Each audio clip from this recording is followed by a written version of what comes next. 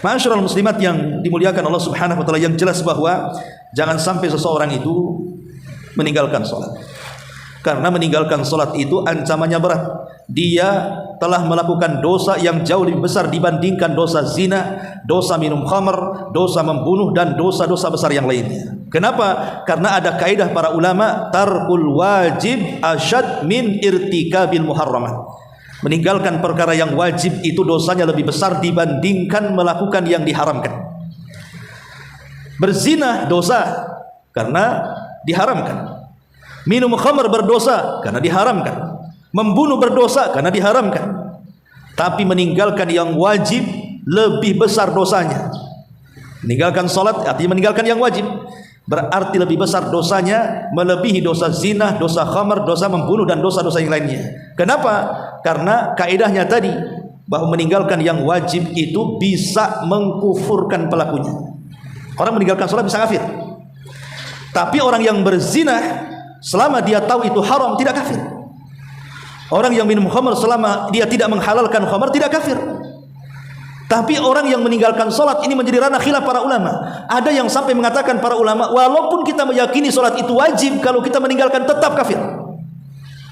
Dan ini kebanyakan pendapat ulama Najd, ya seperti Syekh Utsaimin, Syekh bin Baz, atau ulama-ulama Najd lah kan, ulama-ulama Lajnah Daimah, kafir walaupun satu ditinggalkan.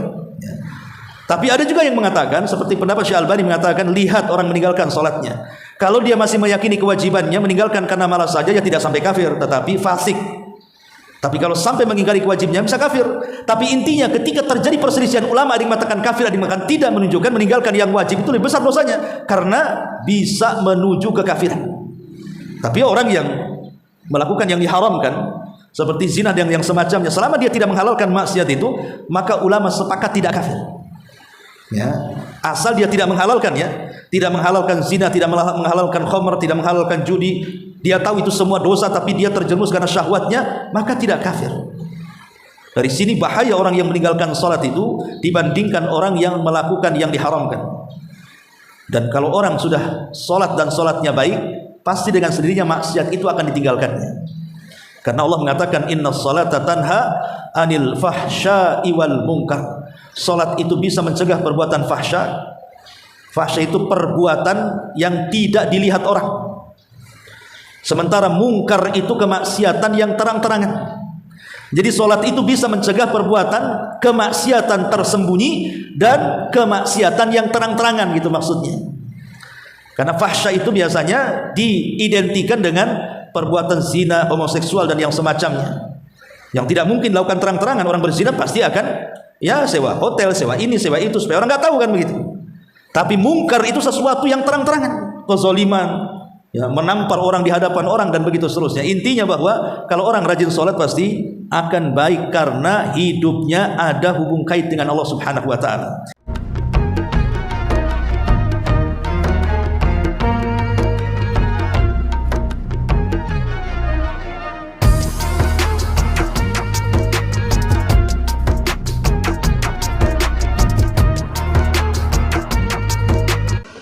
Assalamualaikum warahmatullahi wabarakatuh.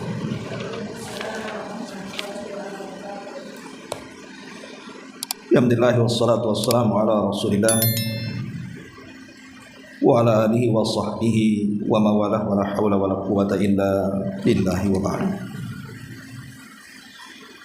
Kita lanjutkan kembali kajian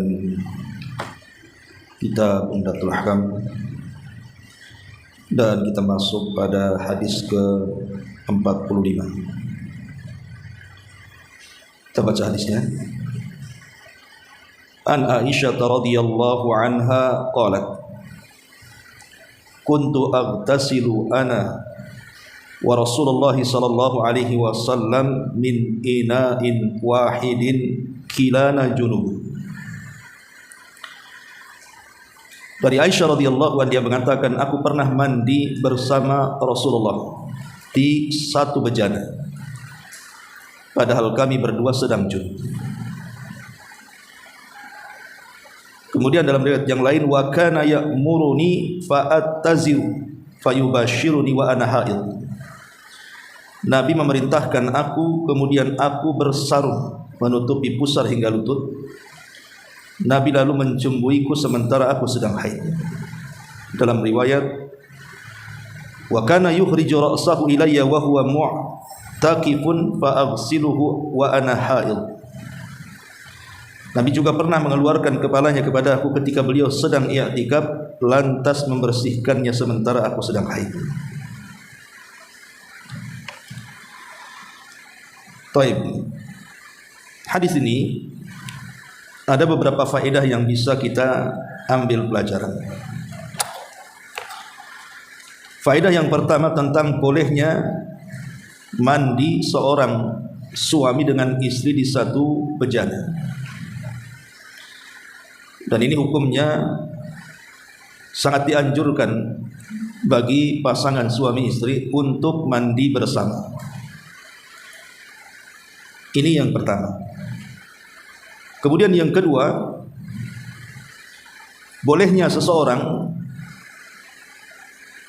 melakukan sesuatu dengan istrinya saat sedang haid selama tidak berkenaan dengan farjinya atau kemaluannya.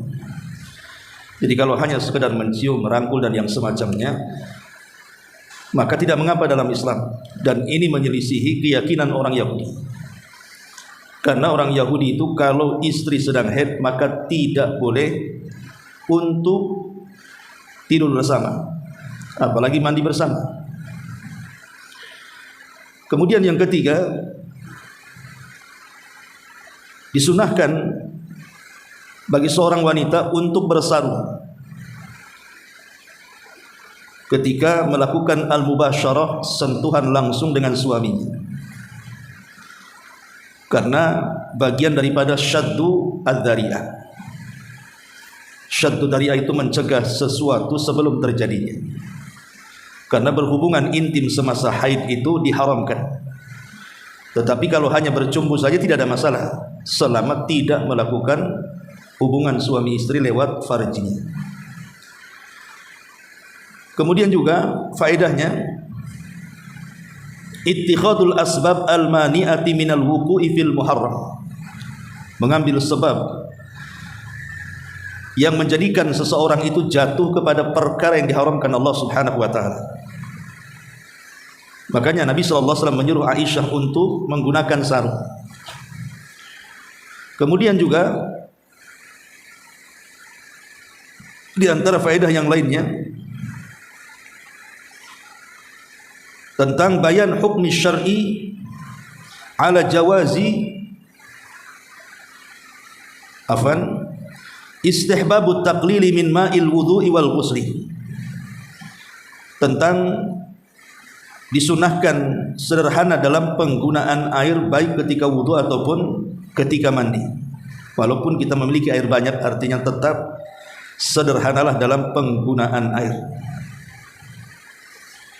Kemudian juga annal lamsa ahadiz zawjaini lil akhar la yadurruhu bi taharatihi.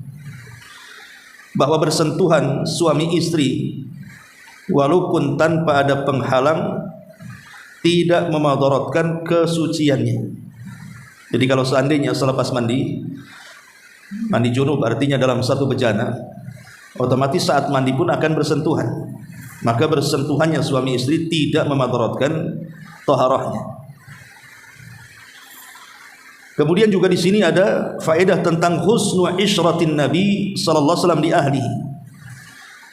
Bagaimana indahnya pergaulan Rasul terhadap keluarganya. Karena mandi bersama dalam satu bejana atau satu ruangan itu bisa menambah kecintaan di antara keduanya. Kemudian juga tentang hadis ini keutamaan salah satu istri Nabi, maksudnya Aisyah radhiyallahu anha, di mana istri Nabi sallallahu alaihi wasallam atau Aisyah ummul mukminin radhiyallahu anha menceritakan bahwa dia mandi bersama Nabi sallallahu alaihi wasallam, dan itu keutamaan seorang istri bisa mandi dengan Nabi sallallahu alaihi wasallam. Kemudian juga di sini ada larangan tentang tidak boleh wanita haid untuk i'tikaf di masjid. Karena Aisyah radhiyallahu anha mengatakan Rasul bersandar di pangkuanku, atau Rasul mengeluarkan kepalanya kepadaku. Artinya Rasul posisinya di dalam masjid sementara Aisyah di luar masjid. Hanya kepala Rasul saja dikeluarkan. Kemudian Aisyah membersihkan atau menyisirnya padahal dia sedang haid. Jadi Aisyah tidak masuk ke dalam masjid, itu maksudnya. Kemudian juga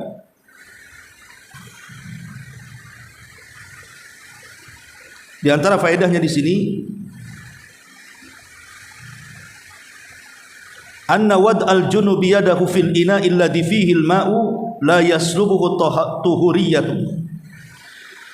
Jadi anggota badan orang yang junub apabila menyentuh air, maka air itu tidak otomatis berubah menjadi najis, tidak, tapi tetap di atas kesuciannya. Karena mandinya seorang laki-laki atau seorang suami dengan istri dalam satu bejana tidak mempengaruhi kebersihan air itu, tetap sah mandinya. Ini diantara faedah yang disebutkan oleh para ulama. Baik, kemudian hadis berikutnya. An Aisyah radhiyallahu anha qalat, kana Rasulullah sallallahu alaihi wasallam yattaqiu fi hijri wa ana haidun fayaqra'ul Qur'an. Aisyah mengatakan Rasul bersandar di pangkuanku padahal aku sedang haid, kemudian beliau membaca Al-Qur'an. Dan ini kebiasaan Nabi sallallahu alaihi wasallam yang selalu diceritakan oleh Ummul Mukminin Aisyah radhiyallahu anha. Karena kebiasaan Aisyah radhiyallahu anha apabila Rasul berada pada giliran malamnya, maka Nabi SAW biasanya akan tertidur terlebih dahulu di pangkuan Aisyah, baru kemudian Aisyah tidur. Itu kebiasaan Aisyah radhiyallahu anha. Jadi Rasul kalau sudah mengantuk, maka paha Aisyah itu selalu dijadikan bantalnya. Kemudian Rasul tertidur, baru setelah Rasul tertidur, maka Aisyah kemudian akan meletakkan pelan-pelan kepala Rasul, kemudian dia tidur di sampingnya. Dan itu juga ada beberapa riwayat diantaranya. Satu malam Aisyah radhiyallahu anha pernah bercerita. Jadi saat Rasul sallallahu alaihi wasallam sedang tertidur di pangkuannya dan melihat Rasul terlelap begitu lelapnya dalam tidurnya, Aisyah memandangi wajahnya. Tiba-tiba kemudian Aisyah radhiyallahu anha menangis. Tangisan Aisyah itu akhirnya tertetes persis di pipi Nabi. Namanya kepala Rasul di bawah, Aisyah sedang terduduk, sehingga tangisan itu meleleh sampai menetes kemudian mengenai pipi Nabi. Ya sontak saja Nabi kemudian bangun, duduk dan memandang istrinya. Seolah-olah ada sesuatu. Makanya Rasul mengatakan, kenapa engkau menangis wahai Aisyah, dan kenapa air matamu? Maka Aisyah radhiyallahu anha mengatakan, tadzakkartu yaumal qiyamah. Aku ingat dengan hari kiamat. Hal tadhkuru bi ahlika yaumal qiyamah. Apakah engkau akan mengingat diriku sebagai istrimu kelak pada hari kiamat wahai Rasul?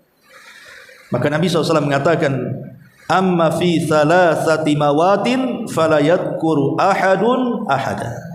Adapun di 3 tempat wahai Aisyah, manusia itu tidak mungkin ingat siapapun kecuali dirinya sendiri. Kemudian Rasul menyebutkan 3 tempat itu. Pertama, saat berada di titian Siratal Mustaqim, manusia tidak akan ingat siapapun kecuali dirinya saja. Yang diingatnya dia selamat atau tidak. Kemudian yang kedua, saat di penimbangan amal, manusia tidak akan ingat siapapun kecuali dirinya sendiri, karena dia tidak tahu apakah dia lebih berat amal baiknya ataukah lebih berat amal buruknya.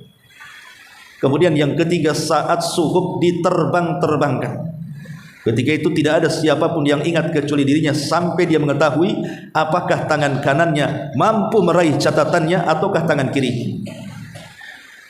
Tapi syahidnya di sini apa? Nabi SAW tertidur di pangkuan Aisyah. Lah di sini juga diceritakan bahwa Aisyah radhiyallahu anha mengatakan, kana Rasulullah SAW yattaqiu fi hijri wa ana haidun fayaqra'ul Qur'an. Rasul bersandar di pangkuanku padahal aku sedang haid. Kemudian beliau membaca Al-Quran. Di sini ada faedah yang pertama, bolehnya seorang laki-laki menyandarkan kepalanya di paha istrinya atau sebaliknya. Kemudian yang kedua, husnu khuluqin Nabi sallallahu alaihi wasallam wa muasyaratihi li ahli. Indahnya akhlak Nabi sallallahu alaihi wasallam di dalam mempergauli keluarganya. Bagaimana Nabi SAW mencontohkan kedekatan seorang suami kepada istri, begitu juga seorang istri kepada suami. Kemudian yang ketiga, jawazu qiraatil Quran fi hijril haid li'annaha tahiratul badani wathiyab.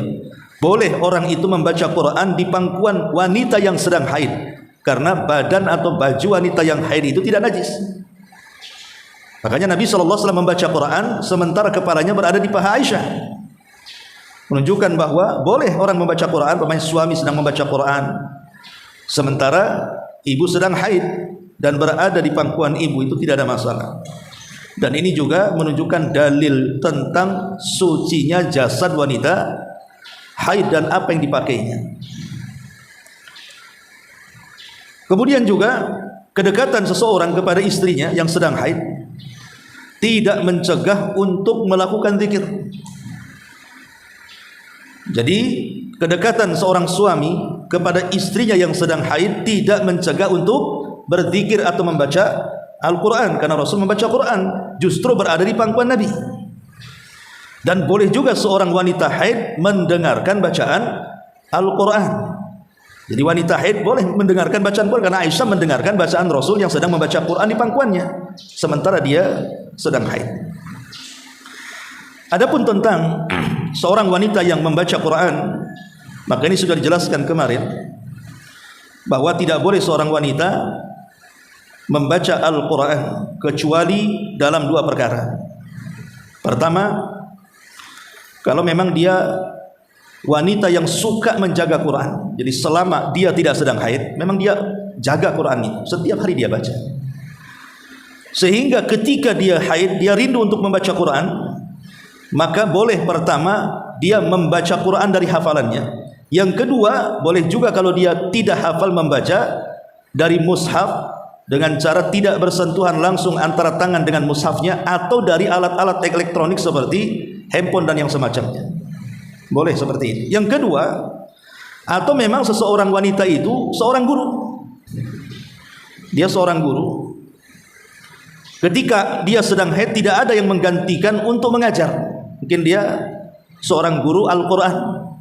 Ketika mengajar, dia haid dan tidak ada yang bisa menggantikan dia. Maka kalau seandainya seperti itu, hukumnya sama dengan yang pertama. Boleh dia mengajarkan Quran dengan hafalannya, atau juga membaca Quran tapi tidak bersentuhan langsung dengan mushafnya. Jadi dua perkara ini dibolehkan wanita itu membaca Quran sedang haid. Tapi secara umum wanita yang sedang haid tidak boleh memegang mushaf ataupun membaca Quran. Ini diantara faedah hadis yang ke-48. Kemudian hadis yang terakhir dalam bab haid ini. An Mu'adata binti Abdullah qalat sa'altu Aisyah radhiyallahu anha faqultu ma balul haidi taqdi as-sawma wa la taqdi as-salata faqalat aharuriyatun anti faqultu lastu biharuriyatin walakinni as'alu faqalat kana yusibuna dzalika fa nu'maru bi qada'is saumi wa la nu'maru bi qada'is salati. Mu'adzah binti Abdullah menuturkan bahwa dirinya pernah bertanya kepada Aisyah Ummul Mukminin radhiyallahu anha, mengapa orang haid harus mengganti puasa pada hari yang lain akan tetapi tidak mengganti salat pada hari yang lain? Jadi kenapa orang yang meninggalkan puasa harus diqadha, tapi orang meninggalkan sholat kok tidak diqadha, gitu maksudnya. Maka Aisyah radhiyallahu anha mengatakan, apakah engkau termasuk kelompok Haruriyah? Kelompok Haruriyah itu diambil dari Harura. Harura itu satu desa yang berada di dekat Kufah. Desa itu terkenal karena dari desa itulah ada cikal bakal kelompok sesat pertama dalam Islam yang disebut dengan Khawarij. Jadi orang-orang Khawarij itu muncul di satu desa namanya Harura, di mana orang-orang Khawarij itu kan terkenal ibadahnya. Jadi ibadah mereka lebih hebat dibandingkan ibadah kita. Salat mereka, puasa mereka, baca Quran mereka jauh lebih hebat dibandingkan ibadah kita. Cuman ada cacat kata Rasul, tetapi mereka dengan pemahamannya yang sesat keluar dari Islam seperti keluar anak panah dari busurnya. Jadi karena pertanyaan ini seolah-olah apa? Ya kalau bisa sholat juga diqadha lah, kan begitu. Jangan puasa saja, seolah-olah seperti itu maunya. Makanya Aisyah radhiyallahu anha menyangka wanita ini dari Haruri. Maka wanita ini membantah, bukan, aku bukan orang Haruri, tetapi aku hanya bertanya saja tentang hukumnya. Maka Aisyah radhiyallahu anha menjawab, kami pernah mengalami haid di masa Nabi. Kami diperintahkan untuk mengqadha puasa, namun tidak diperintahkan mengqadha salat. Hadis ini sangat penting untuk kita bahas, karena berkenaan dengan orang yang meninggalkan salat. Adakah orang yang meninggalkan salat itu mengqadha salatnya atau tidak? Karena ini sering ditanyakan, Ustaz, saya sudah 5 tahun, 10 tahun, bahkan sebagian mereka sampai puluhan tahun meninggalkan salat. Sekarang saya sadar bahwa salat itu penting, akhirnya saya salat. Apakah salat yang bertahun-tahun yang saya lakukan itu harus diqadha atau tidak? Bahkan saya beberapa kali ditanya soal hukum yang seperti ini. Ya. Masyaallah muslimat yang dimuliakan Allah Subhanahu wa taala, begini. Pertama, orang yang meninggalkan salat itu hakikatnya dia telah memutus tali dia dengan Allah Subhanahu wa taala. Telah memutuskan hubungan dia dengan Allah Subhanahu wa taala. Saya tidak kebayang bagaimana orang-orang yang memutuskan hubungan dengan Allah bertahun-tahun. Sampai ada yang 10 tahun tidak salat, 15 tahun tidak salat, 20 tahun tidak salat. Macam mana hidupnya? Orang yang lepas dari hubungan bersama Allah itu macam mana hidupnya? Karena konsekuensinya orang yang lepas hubungan dengan Allah Subhanahu wa taala dengan memutus tali salat antara dia dengan Allah, konsekuensinya pasti dia tidak akan ditolong oleh Allah Subhanahu wa taala, tidak akan tenang hatinya. Pasti akan banyak masalah hidupnya. Makanya enggak kebayang itu selama dia bertahun-tahun tidak salat itu macam mana hidupnya gitu ya. Pasti dia tidak mengalami ketenangan sama sekali. Karena ketenangan itu hanya terjadi dengan adanya interaksi antara hati kita dengan Allah Subhanahu wa taala. Dan kalau sudah terputus, macam mana dia akan tenang hidupnya? Makanya seorang syekh bercerita, ada orang yang punya usaha besar, karyawannya banyak, tapi hidupnya banyak masalah. Kalau cerita uang tidak kurang uangnya, kalau cerita rumah paling besar rumahnya, kalau cerita kekayaan paling kaya hidupnya, tapi dia tidak pernah merasa tenang sama sekali dalam kehidupannya. Artinya kekayaan tidak menjamin kebahagiaan. Jadi satu hari dia memperhatikan semua karyawannya. Kemudian matanya tertuju kepada seorang karyawan yang paling rendah gajinya, bahkan yang paling rendah pekerjaan di perusahaannya sebagai cleaning service. Itu paling kecil gajinya, paling capek kerjanya. Tetapi dia lihat hidupnya senang, mudah tertawa, mudah bercanda, seolah tidak ada beban dalam hidupnya. Dan dia perhatikan berbulan-bulan seperti itu, seolah-olah nggak ada beban itu si cleaning service itu. Jadi satu hari bosnya ini memanggil langsung ke kantornya, ingin bertanya rahasia kenapa dia mudah senyum, mudah tertawa, menyenangkan orang lain dengan candanya, dan seolah-olah tidak ada beban dalam hidupnya. Apa rahasia kebahagiaannya? Jadi sang bos ini berusaha untuk bertanya apa rahasia dan kunci kebahagiaannya, tapi si cleaning service ini tidak menjawab. Dia mengatakan tidak ada masalah, tidak ada kunci apapun katanya. Ya aku biasa saja hidup seperti ini. Tapi kemudian baru dia menyadari, oh boleh jadi kata cleaning service ini karena aku tidak pernah meninggalkan sholat katanya. Karena aku tidak pernah meninggalkan sholat. Barulah si bos ini menyadari bahwa jangan-jangan itu pula yang menjadikan hidupnya tidak bahagia. Kemudian dia berterima kasih karena sudah mendapatkan informasi. Sejak saat itulah dia sholat. Setelah dia melaksanakan sholat tidak butuh waktu lama, tiba-tiba kehidupannya berubah 180 derajat. Yang tadinya susah senyum jadi senyum-senyum, yang tadinya susah bercanda jadi mudah bercanda, yang tadinya hidupnya sesak jadi lapang, kemudian rumah tangganya menjadi baik, dan begitu seterusnya. Disitulah dia berterima kasih betul kepada cleaning service. Sebenarnya kalau dia paham bahwa perintah salat itu sudah sejak dulu dianjurkan oleh Allah, oleh Nabi SAW kepada umatnya, karena itu bentuk hubung kait kita dengan Allah Subhanahu wa taala. Makanya saya katakan saya enggak kebayang tuh orang-orang yang meninggalkan salat bertahun-tahun itu. Berarti akan banyak masalah dan kehidupannya itu.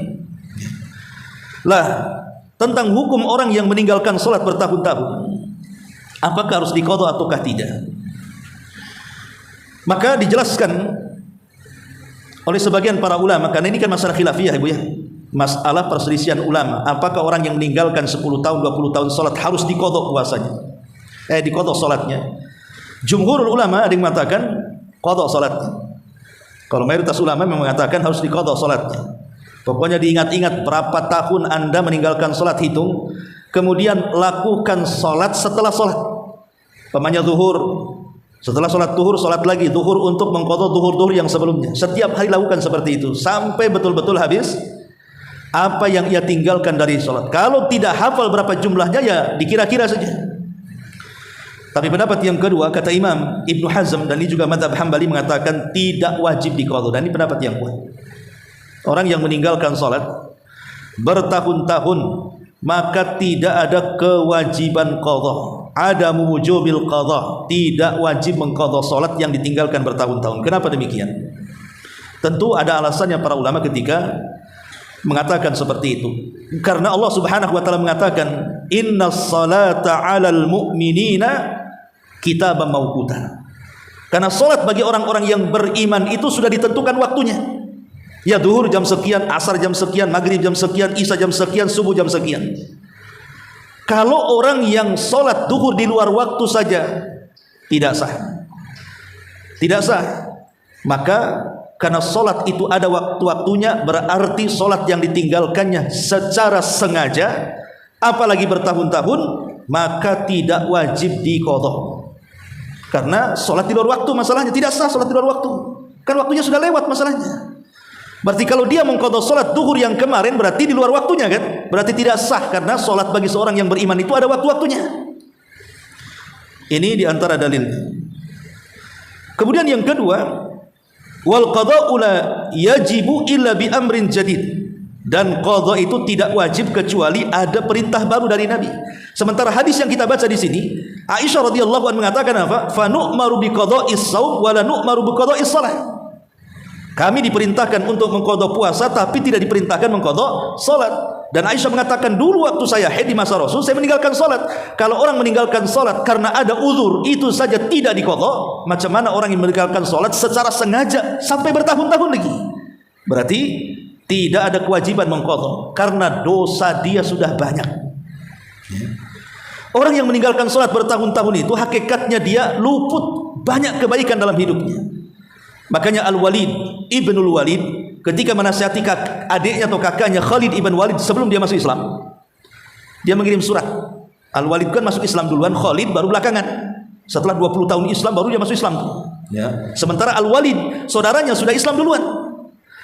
Jadi ketika kemudian Fathu Mekah, Al-Walid ini mendatangi rumahnya Khalid tapi tidak ditemukan. Maka dia mengirim surat yang isi suratnya salah satunya perkataan beliau, engkau wahai Khalid dengan tidaknya masuk Islam seperti aku, maka telah hilang kebaikan yang banyak untukmu.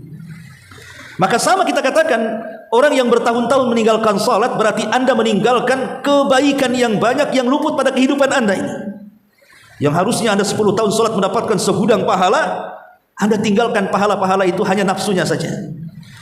Maka kewajiban orang yang meninggalkan salat bertahun-tahun, dia harus taubatan nasuha. Karena orang yang meninggalkan salat secara jumlah kafir berdasarkan kesepakatan para ulama. Kata Syekhul Islam Ibnu Taimiyah rahimahullahu taala, man taraka salata jumlatan faqad kafara. Barang siapa yang meninggalkan salat secara jumlah, artinya lebih banyak ditinggalkan atau sama sekali tidak melakukan, maka dia telah kafir bittifaqil ulama, berdasarkan kesepakatan ulama. Jadi lebih banyak ditinggalkan. Kalau yang lebih banyak meninggalkan salat dibandingkan yang melakukan saja sudah dikatakan kafir, macam mana orang yang secara keseluruhan dia tidak salat sama sekali? Mulai dari akil balik sampai usianya 50 tahun baru sadar kemudian salat. Berarti selama itu dia kafir, keluar dari Islam. Berarti kewajiban dia yang pertama bertobat dengan taubatan nasuha. Dia harus bertobat, benar-benar bertobat dengan taubatan yang sungguh-sungguh. Di mana taubatan nasuha itu pertama dia harus menyesal. Kenapa dulu dia meninggalkan sholat? Harus ada penyesalan yang dalam lubuk hati yang paling dalam. Kenapa dia meninggalkan sholat? Dan harus jujur. Ya. Kemudian yang kedua, setelah dia menyesal, maka berazam. Setelah menyesal dia harus berazam untuk melakukan salat. Karena dulu meninggalkan salat, maka harus berazam untuk melaksanakan salat. Kemudian yang ketiga, dia harus meninggalkan betul-betul kemaksiatannya, kemudian berpaling menuju Allah kembali dan menyerahkan kehidupannya kepada Allah Subhanahu wa taala dengan memperbanyak ibadah-ibadah sunnah yang semisalnya. Kalau dulu banyak meninggalkan puasa, berarti maksudnya Ramadan, berarti setelah tobat banyaklah puasa-puasa sunnah yang lainnya. Kalau dulu tidak pernah membayar zakat, sekarang tobat ingin bayar zakat, maka perbanyak sedekah dalam hidupnya. Lah kalau dulu banyak meninggalkan sholat 5 waktu, setelah bertobat selain sholat 5 waktu perbanyak sholat sunnah, gitu maksudnya. Perbanyak sholat sunnah. Kalau kita dulu-dulunya meninggalkan sholat wajib, memang tidak diqadha karena Islam agama mudah. Tapi karena dia sudah luput kebaikan yang banyak, maka kebaikan yang banyak ini kalau bisa kita raih kembali dengan memperbanyak sholat sunnah.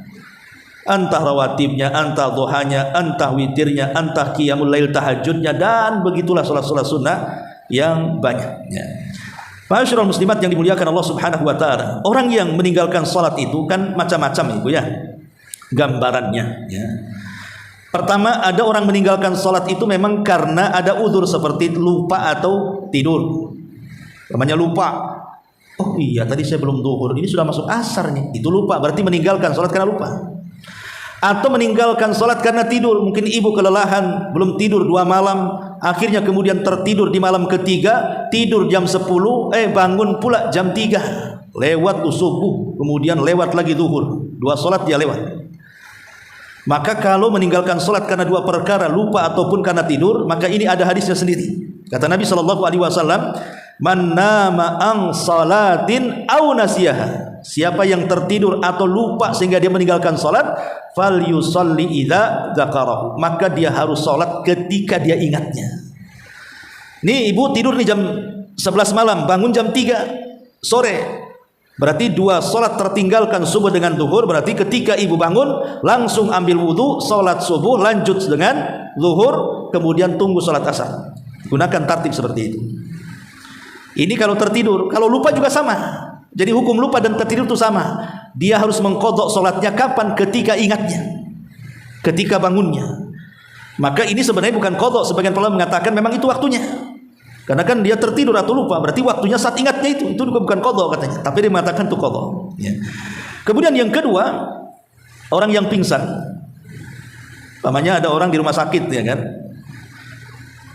koma ya, sampai berminggu-minggu orang koma tuh. Namanya orang koma kan nggak tahu menang, disangka mau mati atau hidup lagi. Setelah ditanya berapa hari saya terbaring di rumah sakit, kata keluarganya kok sudah sebulan tuh koma tuh. Lah selama sebulan kan dia meninggalkan sholat tuh. Apakah orang yang mughma alaihi, orang yang pingsan itu harus melakukan qadha sholatnya ataukah tidak mengqadha sholatnya? Al-Imam Ibnu Utsaimin rahimahullahu taala ketika dia menjelaskan tentang masalah ini, dia mengatakan fa idza ughmiya alaihi waqtan aw waqtaini wajaba alaihi al-qadha. Kalau memang pingsannya hanya meninggalkan 1 waktu salat atau 2 waktu salat, maka wajib bagi dia qadha. Karena ada asar dari kalangan para sahabat Nabi SAW seperti yang terjadi kepada Ammar ibn Yasir ya. Dia mengatakan, dan ini masyhur pendapat mazhab Imam Ahmad, tetapi kalau seandainya lebih daripada 1 waktu atau 2 waktu, maka tidak wajib qadha. Dan ini kebanyakan para ulama juga mengatakan ada mujubil qadha ala mughma alaihi, tidak ada kewajiban qadha bagi yang pingsan. Bagi yang pingsan. Tapi Abu Hanifah mengatakan dibatasi, kalau pingsannya 5 waktu sholat maka qadha, tapi kalau lebih daripada waktu 5 kali sholat maka tidak wajib qadha. Itu pendapat Abu Hanifah ya. Ma'asyiral muslimat yang dimuliakan Allah Subhanahu wa taala. Tetapi sebagian para ulama mengatakan fa idza nadharna wajadna anna rajih qaula may yaqul la yaqdi mutlaqan li'anna qiyasahu 'ala an-na'im laysa bis-sahih fa an-na'im yastayqid idza uqidha wa ammal mughma alaihi fa innahu la yashur. Tapi pendapat yang kuat tidak ada kewajiban qadha secara mutlak dan tidak bisa dikiaskan dengan orang tidur. Kalau orang tidur kan harus diqadha, bangun salat. Kalau orang pingsan itu tidak bisa dikiaskan dengan tidur. Kenapa? Karena beda orang tidur dengan orang pingsan. Orang tidur dibangunkan, bangun dia. Orang pingsan dibangunkan, mana bangun? Namanya pingsan. Nah, karena perbedaan hukum itulah maka orang yang seandainya koma di rumah sakit berbulan-bulan kemudian sadar tidak wajib mengqadha salatnya. Karena memang ada uzur, dia sedang pingsan. Ya. Ma'asyiral muslimat yang dimuliakan Allah Subhanahu wa taala, yang jelas bahwa jangan sampai seseorang itu meninggalkan salat. Karena meninggalkan salat itu ancamannya berat. Dia telah melakukan dosa yang jauh lebih besar dibandingkan dosa zina, dosa minum khamr, dosa membunuh dan dosa-dosa besar yang lainnya. Kenapa? Karena ada kaidah para ulama, tarkul wajib asyad min irtikabil muharramat. Meninggalkan perkara yang wajib itu dosanya lebih besar dibandingkan melakukan yang diharamkan. Berzina dosa karena diharamkan. Minum khamr berdosa karena diharamkan. Membunuh berdosa karena diharamkan. Tapi meninggalkan yang wajib lebih besar dosanya. Meninggalkan salat artinya meninggalkan yang wajib, berarti lebih besar dosanya melebihi dosa zina, dosa khamr, dosa membunuh dan dosa-dosa yang lainnya. Kenapa? Karena kaidahnya tadi bahwa meninggalkan yang wajib itu bisa mengkufurkan pelakunya. Orang meninggalkan salat bisa kafir. Tapi orang yang berzina selama dia tahu itu haram tidak kafir. Orang yang minum khamr selama dia tidak menghalalkan khamr tidak kafir. Tapi orang yang meninggalkan salat ini menjadi ranah khilaf para ulama. Ada yang sampai mengatakan para ulama, walaupun kita meyakini salat itu wajib, kalau kita meninggalkan tetap kafir. Dan ini kebanyakan pendapat ulama Najd, ya seperti Syekh Utsaimin, Syekh bin Baz, atau ulama-ulama Najd lah kan, ulama-ulama Lajnah Daimah, kafir walaupun satu kali ditinggalkan. Ya. Tapi ada juga yang mengatakan seperti pendapat Syekh Albani mengatakan, lihat orang meninggalkan salatnya. Kalau dia masih meyakini kewajibannya, meninggalkan karena malas saja ya tidak sampai kafir, tetapi fasik. Tapi kalau sampai mengingkari kewajibannya bisa kafir. Tapi intinya ketika terjadi perselisihan ulama, ada yang mengatakan kafir, ada yang mengatakan tidak, menunjukkan meninggalkan yang wajib itu lebih besar dosanya karena bisa menuju kekafiran. Tapi orang yang melakukan yang diharamkan seperti zina dan yang semacamnya, selama dia tidak menghalalkan maksiat itu, maka ulama sepakat tidak kafir. Ya, asal dia tidak menghalalkan, ya, tidak menghalalkan zina, tidak menghalalkan khamr, tidak menghalalkan judi, dia tahu itu semua dosa tapi dia terjerumus karena syahwatnya, maka tidak kafir. Dari sini bahaya orang yang meninggalkan salat itu dibandingkan orang yang melakukan yang diharamkan. Dan kalau orang sudah salat dan salatnya baik, pasti dengan sendirinya maksiat itu akan ditinggalkannya.